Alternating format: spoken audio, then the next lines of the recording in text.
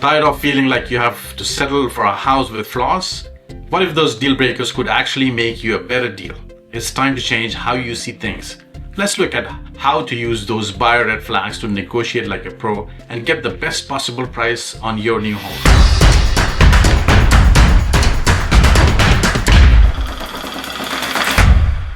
First off, become a detective of deferred maintenance. Instead of just noting that chipped paint or that slightly sagging gutter, dig deeper.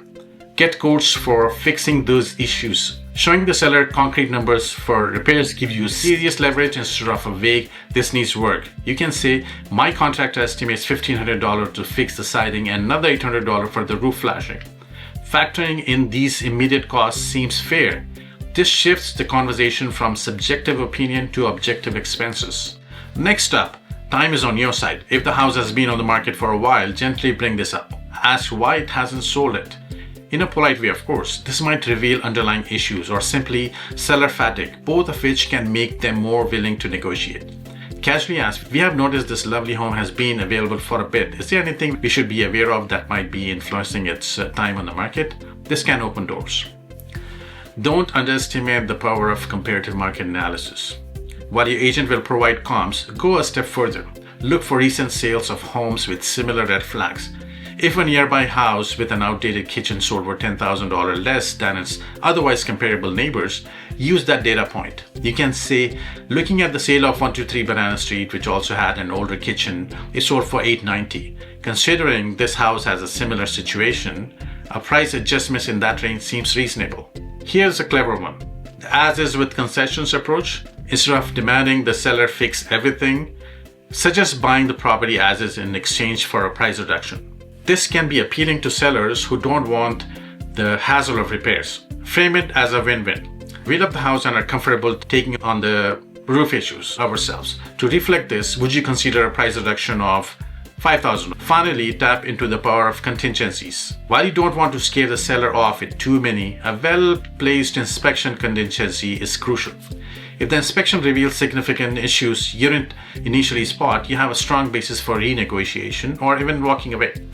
After the inspection, you can present the findings and say, "The inspection revealed the roof issues," or whatever that comes up with, which will require approximately, say, like $5,000 or $8,000 to repair. We would like to adjust our offer to reflect this unforeseen expense. Focus on future potential issues. Maybe the roof is old but not yet leaking, or the appliances are nearing the end of their lifespan.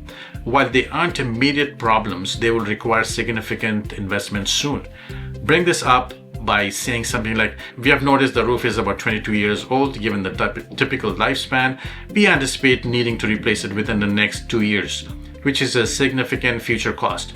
Would you be willing to factor this upcoming expense into the current price?"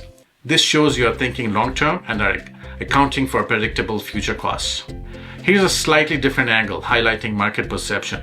If the red flags are the kind that might deter other buyers down the line, think like a busy street, an unusual layout, or lack of parking in a desirable area. You can use this in your negotiation. You could say, "While we see the potential in this house, we also recognize that the parking issues or the exposure to the street might limit its appeal to future buyers. To account for this potential future resale consideration, we'd like to discuss a price adjustment. This subtly points out a potential long-term value concern." So now you have got 7 solid strategies to navigate those buyer red flags and potentially save some serious cash. Remember, it's all about being informed, presenting your points clearly and respectfully, and seeing those imperfections as opportunities. Good luck with your negotiations. So let's face it, the housing market can be tough, but with these 7 strategies, you're not just a buyer, you're a savvy negotiator. But by using those red flags to your advantage, you'll not only close the deal, but also make sure you're getting the absolute best value for your money.